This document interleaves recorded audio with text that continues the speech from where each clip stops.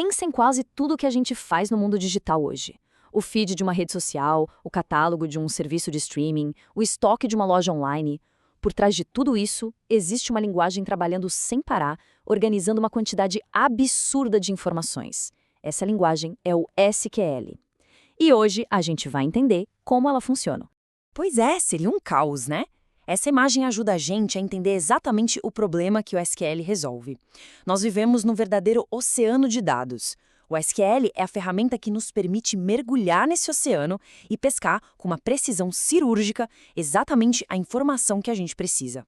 E aqui está uma das grandes sacadas do SQL. Ele é o que a gente chama de linguagem declarativa. O que isso quer dizer? Bom, em vez de dar uma receita, um passo a passo detalhado de como o computador deve encontrar os dados, com o SQL a gente simplesmente declara o que a gente quer.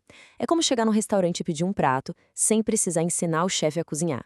Isso torna tudo muito mais simples e, acredite, muito mais poderoso. Então, vamos formalizar. SQL é a sigla para Structured Query Language, ou Linguagem de Consulta Estruturada. Ela nasceu lá nos anos 70, na IBM, com um nome um pouco diferente, CQE, e acabou se tornando o padrão mundial para conversar com bancos de dados relacionais, que são, até hoje, a espinha dorsal da maioria dos sistemas que guardam informações. Para entender o SQL na prática, vamos usar uma analogia que funciona muito bem, a de construir e gerenciar uma biblioteca. A primeira função que o SQL assume é a do arquiteto. É ele quem vai desenhar toda a planta, toda a estrutura onde os nossos dados vão ser guardados. No jargão técnico, essa fase de arquitetura é feita com um conjunto de comandos chamado DDL, a linguagem de definição de dados. Pensa assim, antes de colocar qualquer livro na biblioteca, a gente precisa construir o prédio, as salas e as estantes. Isso é o DDL. E o processo do arquiteto é bem lógico em 3 passos. Primeiro, com Create Schema, a gente desenha a planta baixa geral da nossa biblioteca. Depois, com Create Table, a gente constrói as estantes, cada uma para um tipo de informação, por exemplo, uma estante só para filmes. E por fim, a gente define as colunas, que são como as etiquetas nas prateleiras, indicando o que vai em cada espaço. Aqui vai o título, aqui o gênero, ali o ano e assim por diante. Olha só um exemplo prático de como isso fica. Com o comando Create Table Movies, a gente está literalmente construindo essa estante. E aí definimos cada coluna, um ID único para cada filme, que vai ser a chave primária, um espaço para o título, para o gênero, para o ano, cada um com seu tipo de dado e suas regras. A estrutura está pronta para receber os dados. Ok, a biblioteca foi projetada, as estantes estão no lugar. E agora? Bom, agora precisamos de alguém para cuidar da coleção de livros, certo?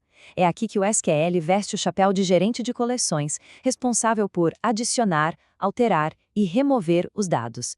E essa tarefa é feita com outro grupo de comandos, a DML, ou Linguagem de Manipulação de Dados. São as ferramentas do dia a dia para a gente interagir com os dados que já estão guardados nas nossas tabelas.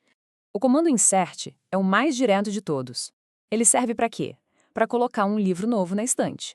Ou, no nosso caso, para adicionar uma nova linha com as informações de um filme na nossa tabela Movies. Simples assim.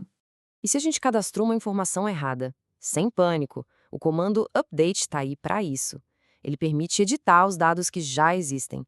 É como ir até a estante e corrigir uma informação na etiqueta de um livro sem precisar tirar ele de lá. Por fim, o delete, bom, o nome já diz tudo. Ele remove um registro de forma permanente. É o ato de tirar um livro da coleção para sempre. É um comando poderoso para ser usado com cuidado. Tudo bem, a estrutura está de pé, a coleção está sendo gerenciada.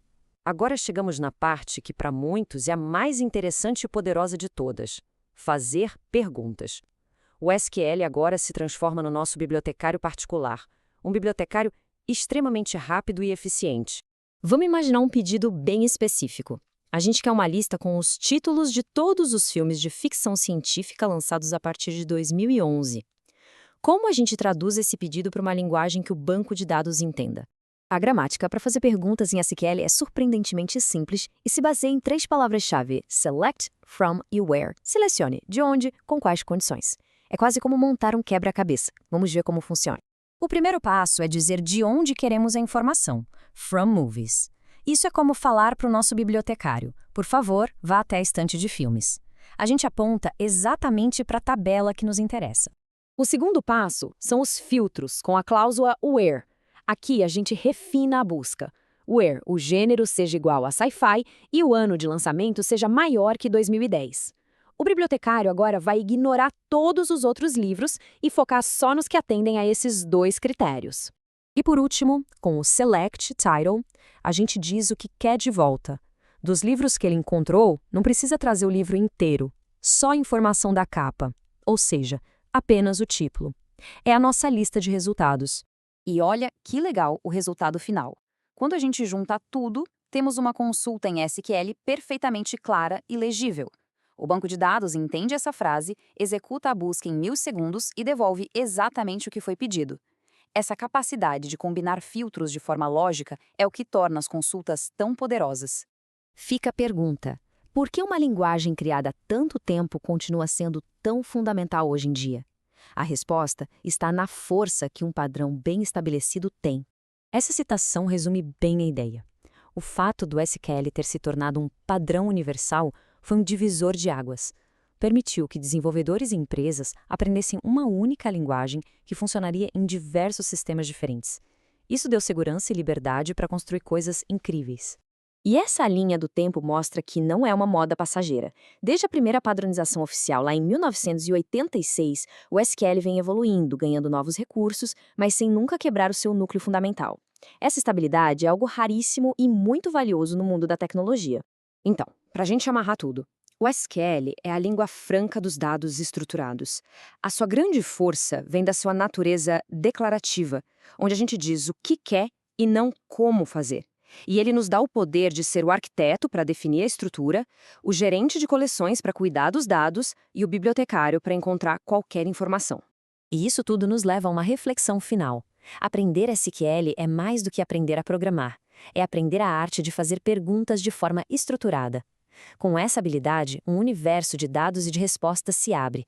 A grande questão que fica é: quais perguntas importantes estão esperando para serem feitas?